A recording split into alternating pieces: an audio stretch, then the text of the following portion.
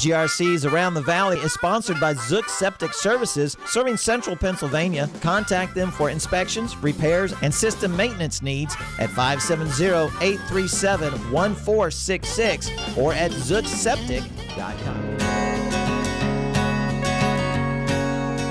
So Mike, this is where the magic happens. I can't wait to see how it happens. It looks very complicated. You're looking at a screen with a bunch of stuff on it, a graph. Tell us about what's going on here. Yeah, so this is the controls for the machine itself. This Okay. is an IMF roaster machine. Okay. We roast anywhere between a 20-pound to a 60-pound batch of green coffee at a time. Okay. Wow. We're going to do a 60-pound batch of a Honduran bean today that All we right. use as our flavor-based coffee here today. Okay. So this machine, I've already told it, that's the coffee that we're going to cook today in our oven. It's already preheated to 400 degrees Okay. because it has to be nice and warm, just like you're baking a cake. You don't throw Yeah. a coffee into a cold oven. You don't Right. throw a cake in a cold Right. oven. So it's all warmed up and everything's ready for that bean to be put in there. So at this point, I've told my machine I need some beans. So to do that, we go over here and get our green beans. We get a big old bag of beans and weigh them out here. Oh, so you have As you can see, we have right on yep, it. this is our scale. We're going to go for 60 pounds of beans. As you can see, we've already got through that bag and we have 47 pounds in there, and we're going to scoop out some more beans. All right. So we have 60 pounds in there, and what's going to happen now is I'm going to push this button. It's going to vacuum suck all these beans over here into the top hopper. Okay. So you can, There it goes. so these are all going across here now into, Oh, I you can see. see Yeah. them, this showed up in our little glass light so we can see. That's so you know, visual Okay. confirmation that you have something going Gotcha. on, right? Gotcha. That makes sense. So this computer has the information. This is my last roast of this particular bean. Okay. So the graphs are the temperature of the oven, the bean temperature itself as far as how fast it's absorbing heat, Okay. okay? And then we have how the actual temperature of the beans inside of the oven, just like putting a meat probe into your Wow. meat. So it measures the how hot the bean gets and how fast it does. That's a lot Because of you sensors. can't overcook a bean, just like you don't want to overcook a cake Right. or cook it too fast or Right. not cook it long enough. Right. So there's certain parameters that you want to see when you're cooking a bean so that in the end, you get the flavors that you want out of the bean. Like Gotcha. Brad was talking, all different kinds of characteristics of a bean. If you cook it to a light roast or a medium roast or a dark roast, or some people actually really like it really, really dark, Yeah. Yeah. depending on. So Brad was talking to us a little bit about the decaffeinating process. So if it's regular coffee, but you do a light roast to a dark roast, what, if anything, does that do to the caffeine content? Not much, actually. Yeah, there's been a lot of talk of, well, if a light roast, caffeine level more than a dark roast. There's slight differences, but not enough that you'd be able to Not tell. unless it goes Yep. through the, hang on, is it sublimation process? But regular coffee doesn't go through that at all, right? Right. So, Right. and even decaffeinated coffee has a trace amount of caffeine that's in what it. he was It's saying. not totally pure in any Is it sense. possible to do that? To No. get coffee? Okay. No, not All right. totally caffeine free. Okay. No. Gotcha. Sorry. It says caffeine free. There's a smidge of it. close. There's a It's okay. smidge. Yep. There's a So- smidge left over. So we have our coffee up here. But you see if we had a little green light going on that says, hey, we're ready to go. Okay. So at this point, you see right here, our drum is empty. Yes. This is the heater. So I get to push this button and make the magic happen. Okay.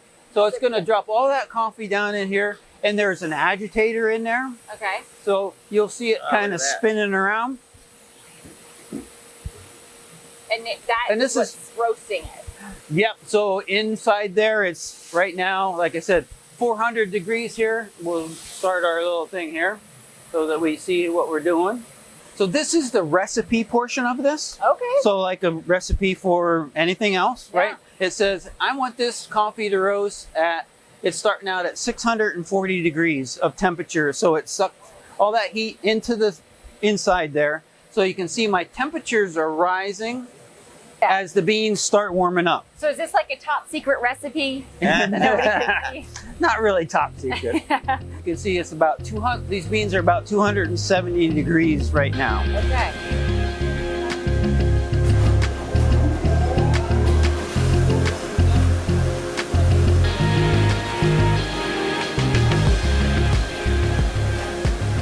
Believe it or not all coffee is all coffee.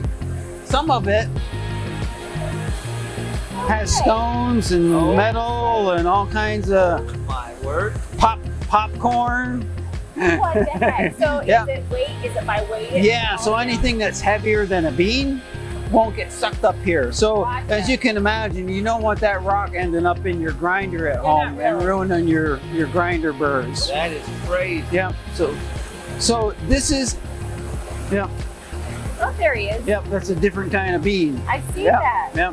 So we actually end up with about 52, 53 Oh, that's significant. pounds of beans when we're done. Yeah. And actually this machine will tell me exactly how much weight loss I have. Wow. And there again, I'm looking for a specific weight loss for beans. I want it to be around 11% for a Okay. medium roast. A darker roast gets up into the 15 to 18%. So a weight loss because you cook it longer and you get rid of more and actually, burn off some of the flesh of the bean itself.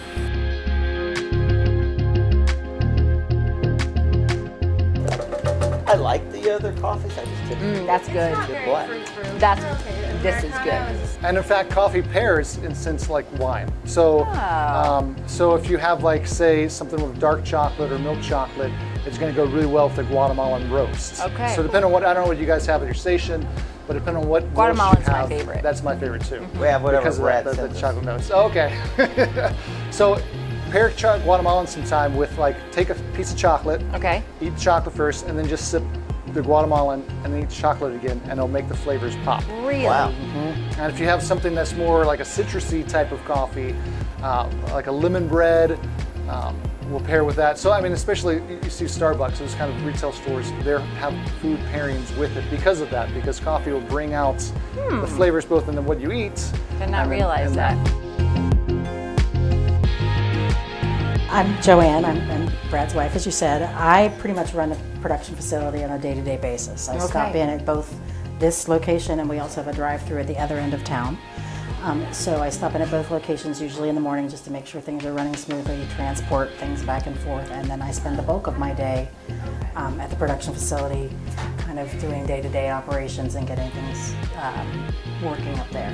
Now, we heard Brad's story earlier of how he went from a hobby to a business when it comes to coffee.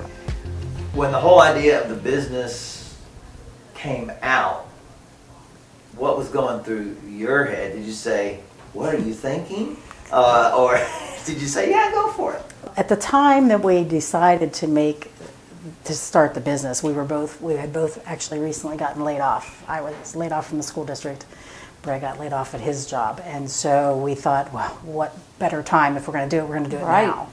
And we did, and we kind of started slow, and we had to learn how to roast. We didn't know anything about it, so we found people who did and learned from them, and it's kind of just continued to grow, and we've been very blessed by everything that happened throughout. I mean, we've had several instances where there's no explanation for why it happened other than it was God, putting his hand on it, because we actually had 2 fires when we moved into the production facility. Oh, man. And they were both roaster fires. Neither one of them caused a lot of damage. The first one was the most severe, but we never had water introduced. The fire kind of snuffed itself out with the chimney, and we just had a lot of cleanup after that. Yeah. And we didn't lose as much as there were so many things that, looking back at it now, we can see God's hand was in that. And we just have kind of gone with the flow. I had been in the production facility one time years ago when the retail was still up there. And of course, I've visited at the Lewisburg Farmers Market, but I'd never been in this facility, and it's much more than I thought it was. I mean, it's a nice place to come and sit. It's beautiful. And hanging out in here as well. So this is great. Thank you for taking time to show us a little bit about the retail side and your side of running the business and not liking coffee.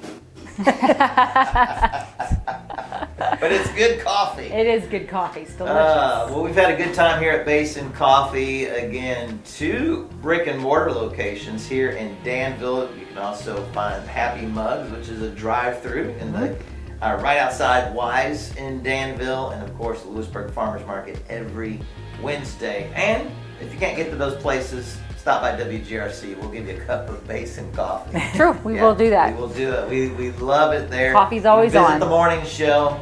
And so Bason Coffee actually fuels the morning show. Yes, it does. So Very good. you can tell how many cups we've had by the end of the show when you see the way the show kind of gets a little. It does. A little crazy sometimes at the end.